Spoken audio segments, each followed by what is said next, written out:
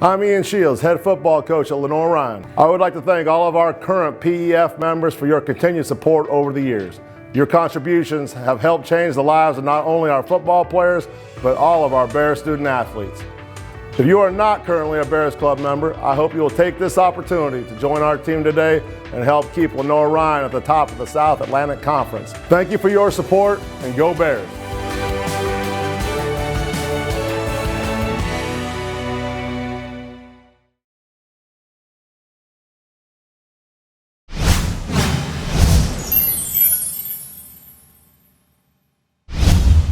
Well, thank you, John. It was a disappointing loss, a heartbreaking loss last week, and there's probably other few ways to describe that. It's frustrating, and we've got a lot of players that are hurt by it. And then as always, when you go back and watch the video, there's a ton of good things, and then there's a lot of things to get fixed. First, it was a whale of a game. I think the score changed. The lead changed 9 different times in that game. It was a contest went down to the last couple plays, and it could have gone either way, and unfortunately it didn't go our way. You tip your hat to Moretz Stadium. I think they have an extremely talented team. I think those 2 wide receivers we played were the best we've faced all season. I think that's as good a tandem as you're going to find in the country at the Division II level. They're a matchup nightmare. The one, Johnson being 6'5", and the other kid 6'1", and great speed. And they really caused some problems on the back end for us in the second. We had a hard time keeping them contained, and to their offensive line's credit and their quarterback's credit, they protected well and they delivered the football well. Not to mention, containing, when you have that going on outside, and then you have, Harbison back there is an all-conference back. That's a challenge. Moretz Stadium is a very talented offense. So you tip your hat to them and the job they did and how they executed. And then defensively, they have some real talent defensively. I thought their 2 interior defensive linemen were especially problematic when you look at Christian Davis and number 75 and Maxey. Those 2 guys are both 6. They're both 300-pounders in there, and by and large, I think when you look at the job, offensively, it was one of the better performances we've had here in close to 2 years. To go 90, we had 94 plays offensively. We had 0 turnovers, had over 500 yards total offense, scored 37 points. We had a reverse pass for a touchdown, a halfback pass for a touchdown. We did it with our backup quarterback in for the majority of the second half. Executed at a very high level offensively. And so that was a real positive going away from that game. Where we need to shore things up, we had our worst day of the season in the kicking game. We've been great all year. But that was a problem. We gave up a 100-yard kickoff return for a touchdown. We had 4 guys at the point of attack avoid blocks to the left when they're been coached to avoid blocks to the right, and then the ball spurts up the sideline, the same return we were planning on for a 100-yard return, and that's the difference in the game. It's one of the differences in the game. We also missed the PAT. We kicked the ball out of bounds on kickoff, so we need to kick the ball better as well. Mikey DeStevens punted well when we did punt. We were forced to punt 3 times. I think he's leading the conference in net punt at this point, and that's been a strength all season. Defensively, like I said, we had issues. Had issues containing the run with Harbison, and then you have the double-edged sword. You got the 2 threats outside, and that was tough for us to contain. And we didn't do a good enough job, frankly. But again, tip your hat to Moretz Stadium. Well executed. Could have gone either way. And their guy, we were actually in great coverage. The last touchdown they had, Johnson jumped over the top of CJ. We're in great coverage, and couldn't have a better throw and catch at a better time. And we're in coverage. We just can't bat it away, or even get a pass interference would have been fine at that point. Like I said, we need to rebound from that. As tough a loss as that is, there's still a lot to play for. I'm looking forward to Newberry. Again, a very talented team, a veteran team. I think they combined offensively and defensively. I think they have 16 seniors that are starting for them, 8 on each side of the ball by my last count. So they're a veteran team. They're as talented as any team in the conference. Defensively, they're a top 20 in the nation in defense. Like I said, they have 8 starters back, and they got 8 senior starters, and they're a whale of a group defensively to look at. I'd say it's comparable or better than anyone we played at this point.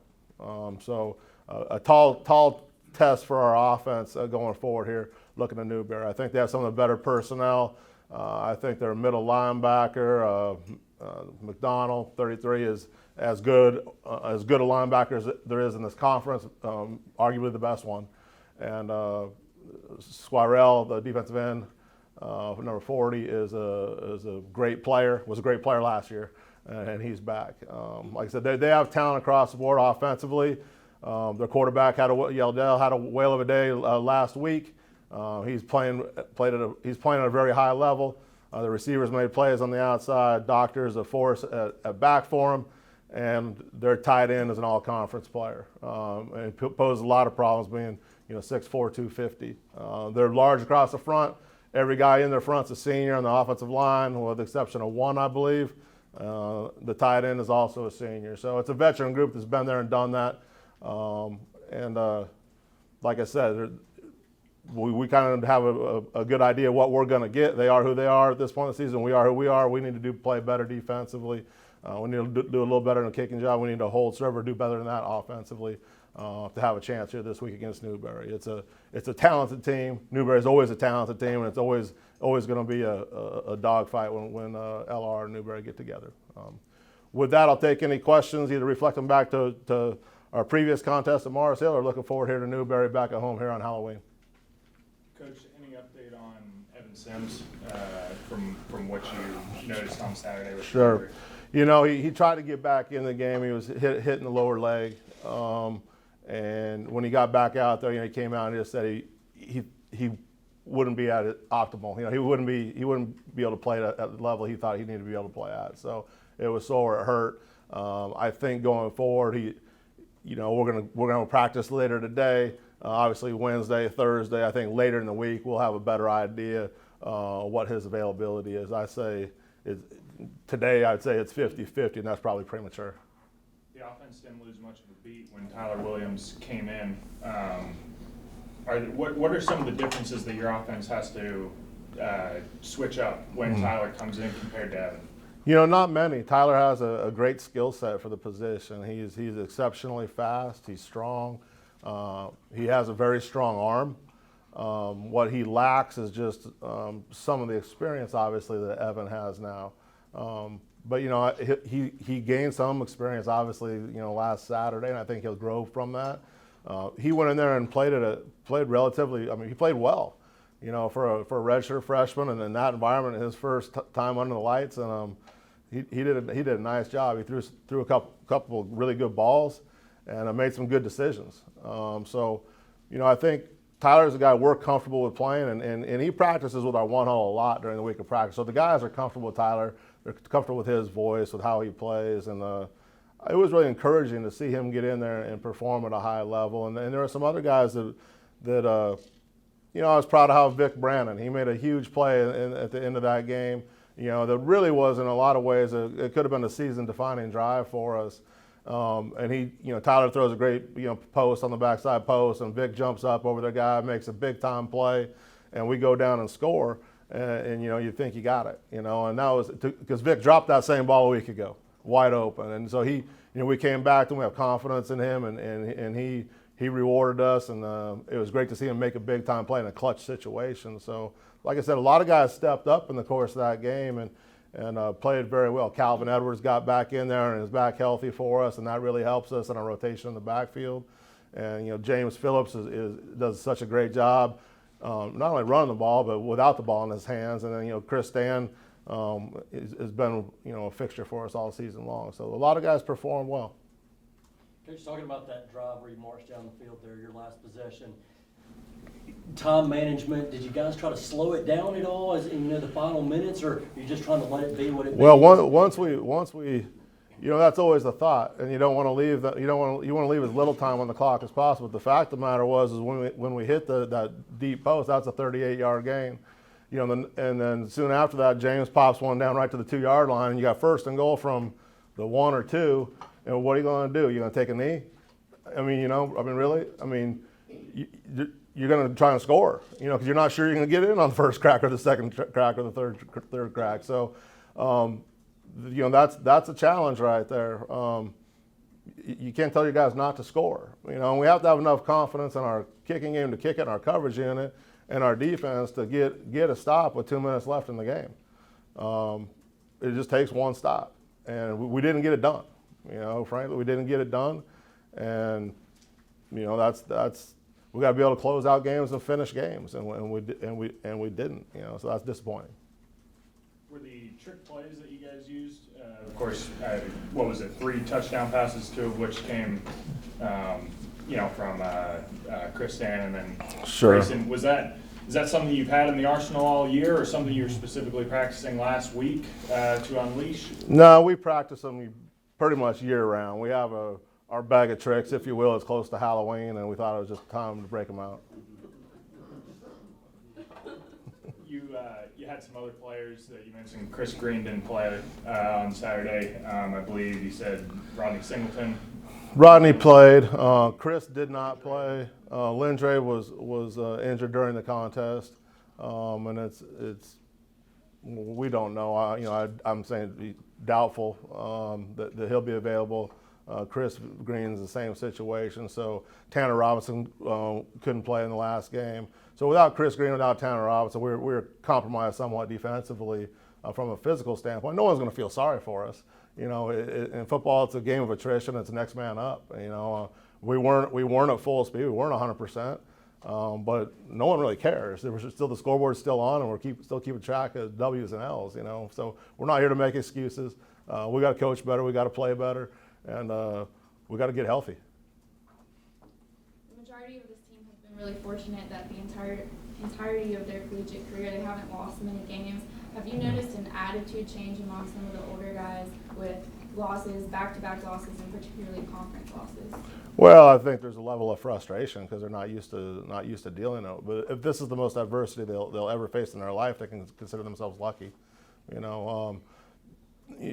It happens. Injuries happen, bad breaks happen. Like I said, and quite frankly, we haven't played well enough in the last 2 weeks to deserve to win. So again, we need to play better. We need to coach better. We need to lead better, and we need not to feel sorry for ourselves. Like I said, there's a lot still on the table for this football team, starting with a big time game against Newberry at home. And how we finish this season in large part will define the senior class. And we talked to our team about that on Sunday. These seniors deserve our best. Are we where we want to be? Are we where we want to be? No. Are we where we plan to be? No, we're not there either. But we are where we are, and the only way to rally is to stay together, keep believing in each other, and work hard and believe going forward. Speaking of that expectation to win, of course, the Super Region rankings came out yesterday. Is that something you and your team are even talking about? No, and all that stuff's irrelevant. None of those polls matter until the last game of the regular season is played. That's the only time in the year those polls matter, is one time. And they don't matter now, so you don't need to look up. The only thing that's important is our game here this Saturday against Newberry, and that's it. If we look past that, we're kidding ourselves. And anyone else is too. It's a waste of time, and it's a waste of mental energy. Don't take the 4 minutes to think about it, because all we have to do is worry about beating Newberry. Because if we don't, we're not in that poll either, and if we do, we got 2 more games to play. Looking at the big picture of the season, Coach, kind of early on in the year, you talked about a lot of youth, particularly in the secondary on defense. First of all, what has the young players meant to this year's results, and what does it mean for Lenoir-Rhyne's future? Well, I think we have some talented young players. I think, and the other part of that equation is, we played 8, depending on the exhibition game, the faith game. We played 8, 9 games this year. We've been in training camp since August. There are no more freshmen.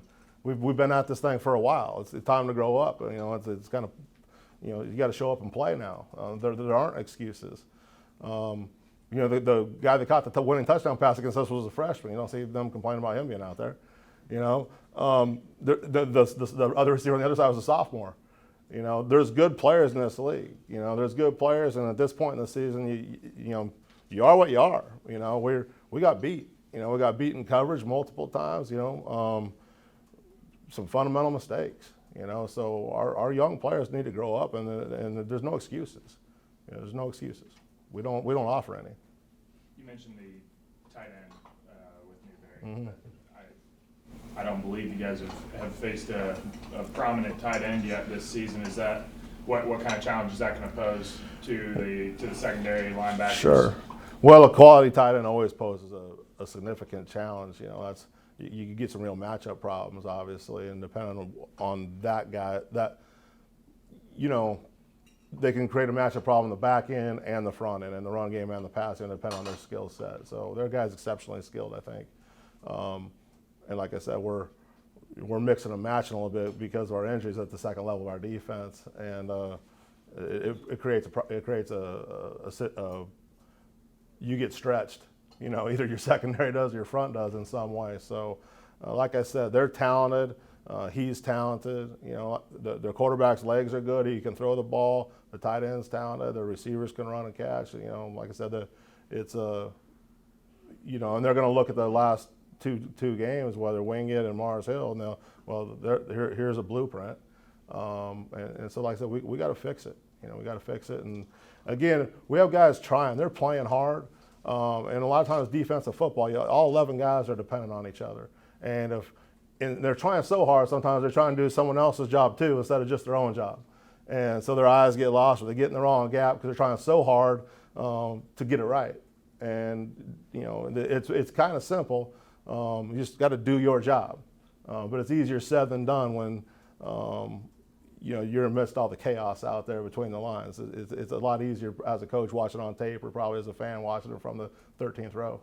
So more so just a sense of getting back to the basics. Well, it is. I mean, it's fun. It's fundamental. So stay in the right leverage, stay in the right gap, do what you're coached to do. You know, have faith in your teammate next to you, and execute. You know, we have good enough players. You know, like I said, there's no excuse for being inexperienced anymore. We've played enough football here. We got to rise up and get it done and play and have some fun and turn it loose and get on the edge. And if you're going to make a mistake, let's make it full speed and with some aggression. You've touched on this a little bit, but you're heading into the last 3 games of the season, 2 in a row between the bricks. What is the message to the players heading into this final stretch? Really the driving force, the driving focus that y'all got to have now? Well, I think they should be excited. Like I said, we're not where we aspire to be necessarily, but we're still in position to share for the conference championship. You know, so is about every other team in the conference right now. So there's a lot to play for. But our guys just need to put all the other agendas to the side.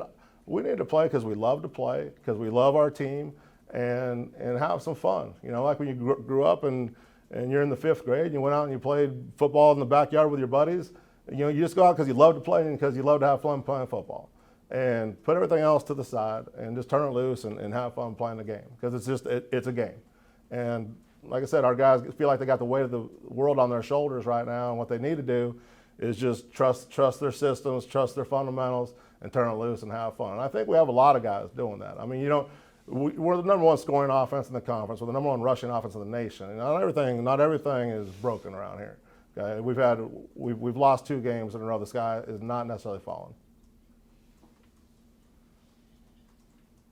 You talked about having faith in Vic and going back to him from the Wingate game to here.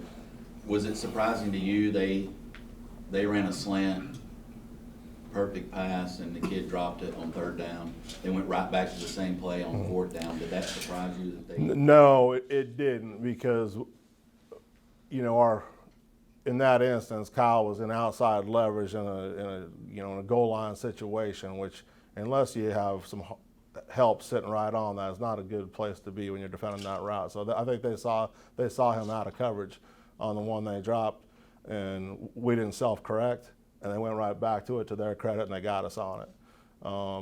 You know, so if you're not in leverage, if you're not where you're supposed to be when you're supposed to be there, then the teams are good enough to take advantage of that opportunity. And like I said, we need to be a little more aware of that situation and not get, you know, we need to learn the lessons that the game is teaching us and pay attention.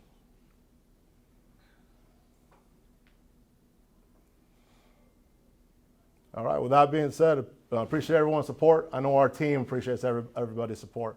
It's going to be a big day this Saturday between the Bricks against Newberry on Halloween. I believe it's going to be a blackout game, so everyone wear black and, you know, come support the Bears. It's going to be a fun Saturday afternoon. Go Bears.